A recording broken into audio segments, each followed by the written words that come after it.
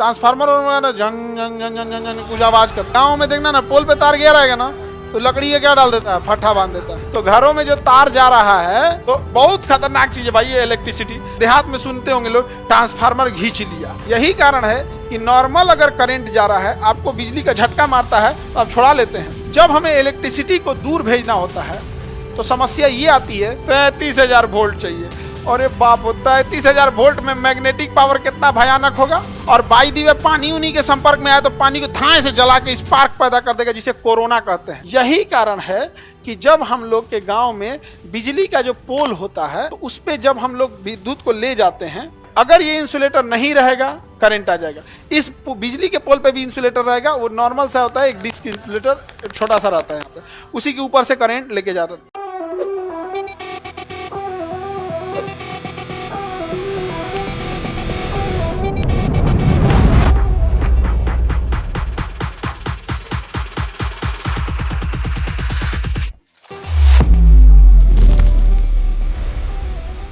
ये एक तार है, इसमें आवेश जा रहा है। जब आवेश स्थिर रहेगा तो केवल विद्युत, लेकिन अगर जाने लगेगा तो विद्युत के साथ साथ चुंबक, विद्युत के साथ साथ, यानी जितना गतिशील आवेश है विद्युत प्लस। तो घरों में जो तार जा रहा है उसमें केवल विद्युत है या साथ साथ चुंबक भी जा रहा है? साथ साथ चुंबक भी है। अगर कम विद्युत है तो कम चुंबक, ज्यादा विद्युत है तो ज्यादा चुंबक। इसलिए बड़ी खतरनाक चीज है जी बिजली जो है। अगर हाई, जितना हाई वोल्टेज उतने ज्यादा चुंबक, जितने हाई वोल्टेज उतने ज्यादा चुंबक। तो देहात में सुनते होंगे लोग ट्रांसफार्मर खींच लिया, सुने ना? अरे भाई खींच को लिया, ट्रांसफार्मर में हाई इलेक्ट्रिसिटी है, जितना हाई इलेक्ट्रिसिटी उतना हाई चुंबक। तो सुने होंगे ना, सुनते हैं कि नहीं? खींच लिया ट्रांसफार्मर, क्या कर लिया? खींच लिया।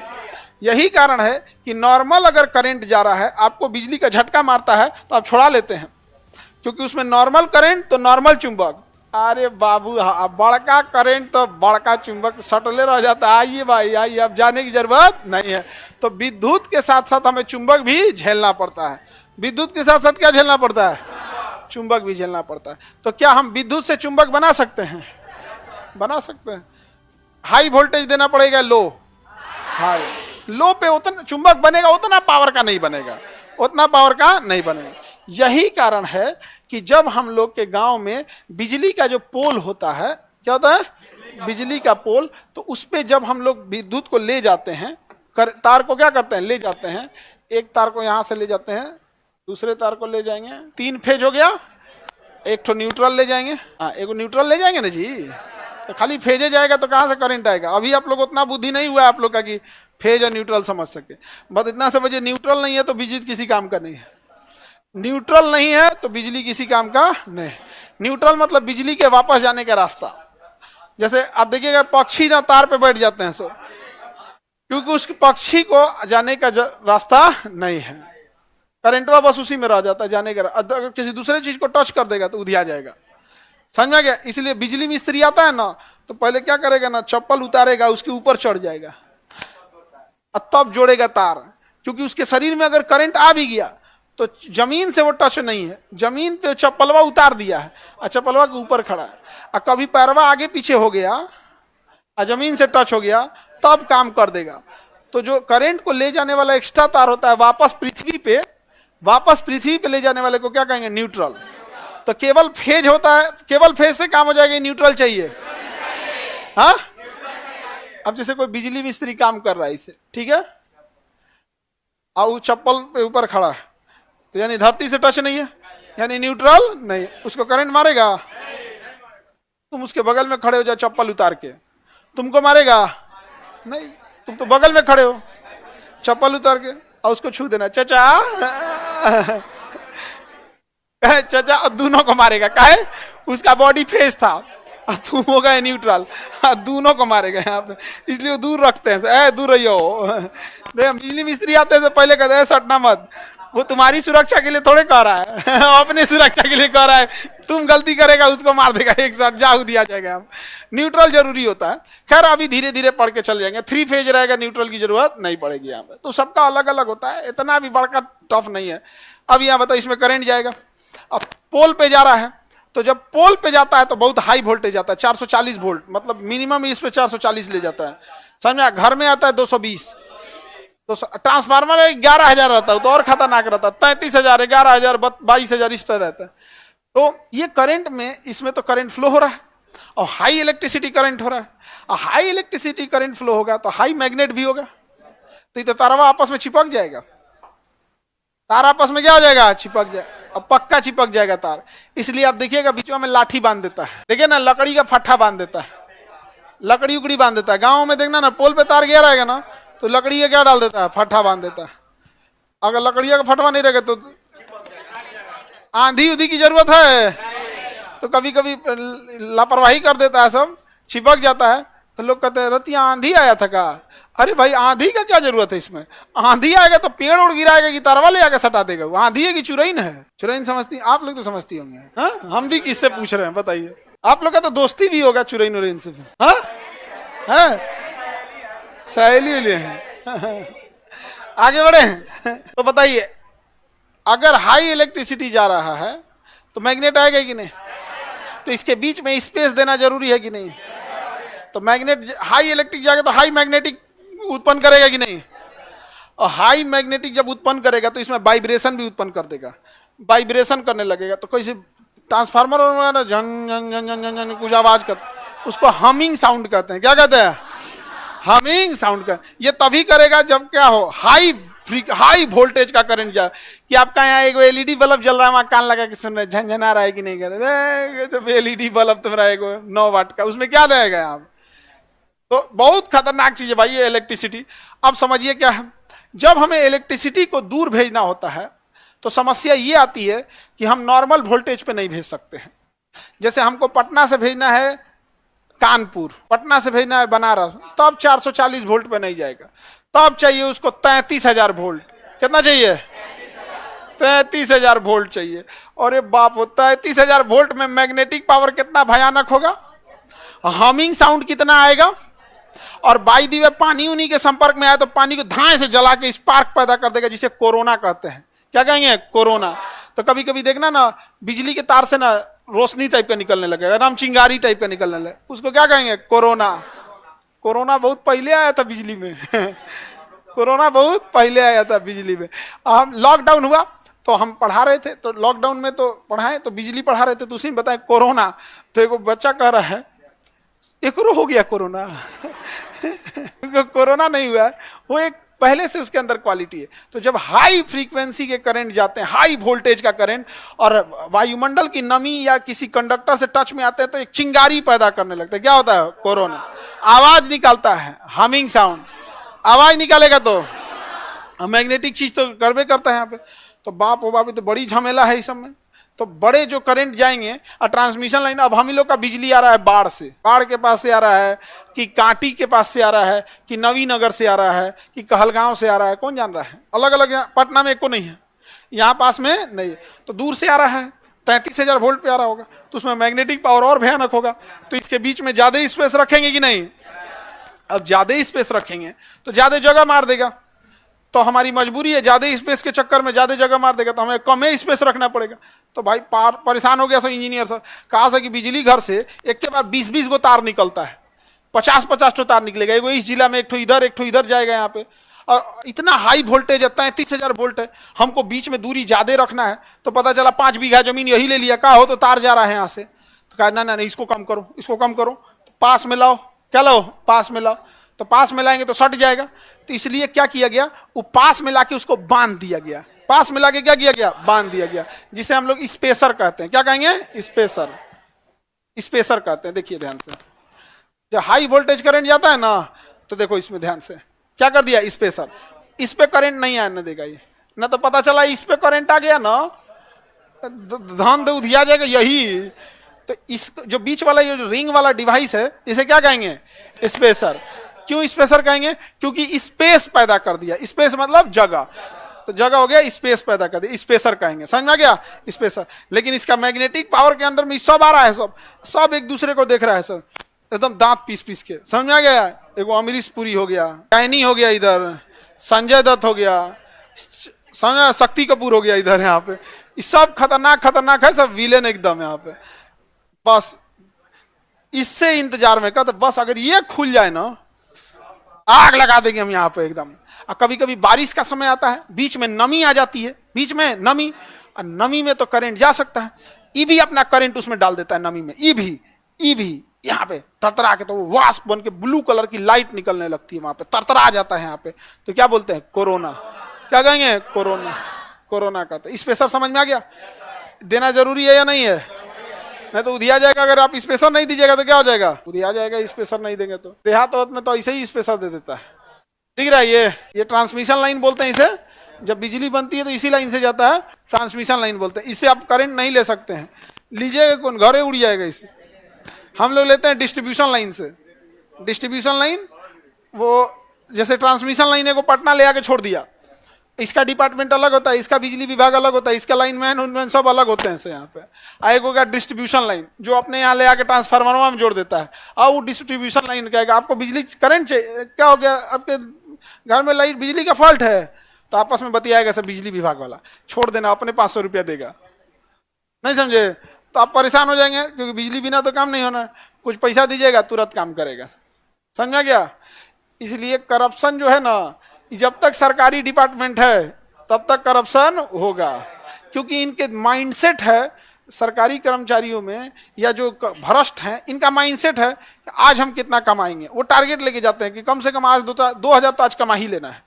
सोचो अगर एक दिन में 2000 कमा रहा है तो महीने का 60,000, तो उसको सैलरी देने की क्या जरूरत है? मंथली सैलरी अलग है यहाँ पे। बैठ जाओ, किस चीज से बनाता है? करंट जिसमें नहीं जाता है इंसुलेटर बोलते हैं। चीनी मिट्टी जानते हो, कर भी नहीं करंट लागेगा खंभा को छूने पे।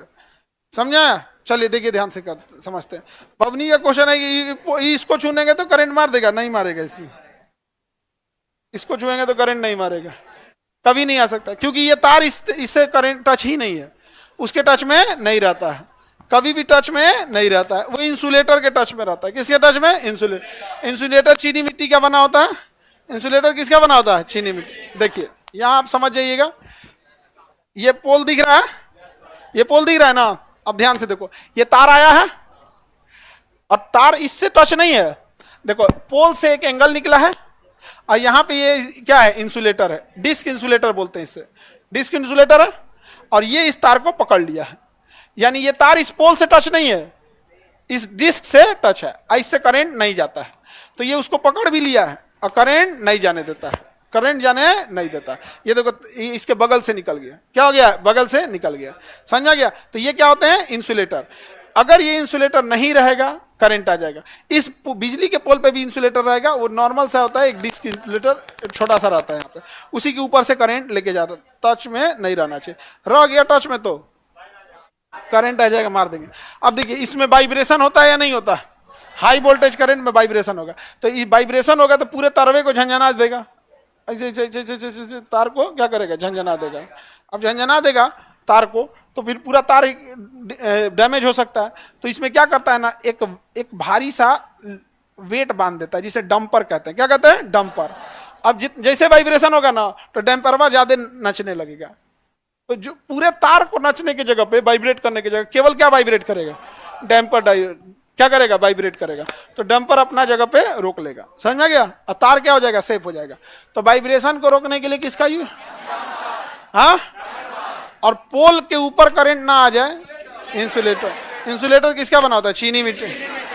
हाँ, चीनी मिट्टी इंसुलेटर लगता है। पोल पे करंट आने से रोकेगा, वाइब्रेशन रोकेगा।